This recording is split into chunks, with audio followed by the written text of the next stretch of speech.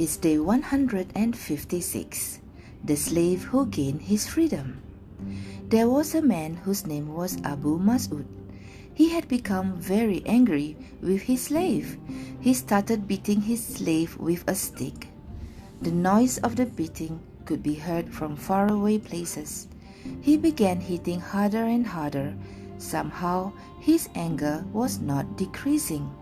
The slave was in great pain and started crying. Once more, Abu Mas'ud raised his stick. Then suddenly, he heard a voice. "Abu Mas'ud, know that." Suddenly, the stick Abu Mas'ud was holding fell from his hand. But still his anger was not calm. Without regard for the owner of the voice, he leaned down to pick up the stick and continued where he had left off. At that moment, the same voice said again, "Oh, Abu Mas'ud, know that." Who is this calling me?" he thought.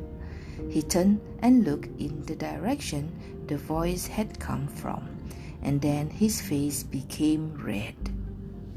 He started looking for a place to hide himself from embarrassment, because the owner of the voice was none other than the Prophet. Abu Mas'ud bowed his head. He stayed just like that with a guilty feeling. The Prophet finished his sentence.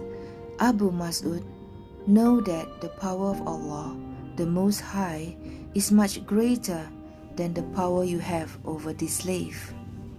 Abu Mas'ud understood the mistake he had made. He was filled with regret.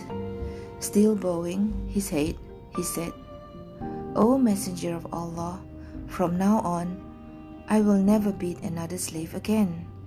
And for the pleasure of Allah, I am freeing this slave." The Prophet was pleased to see that the slave was freed, thus escaping further beating. The slave was like a newborn again. Because of the Prophet, he had escaped a beating, and at the same time, he had gained his freedom. With admiration in his eyes, he gazed at the Prophet and thanked him.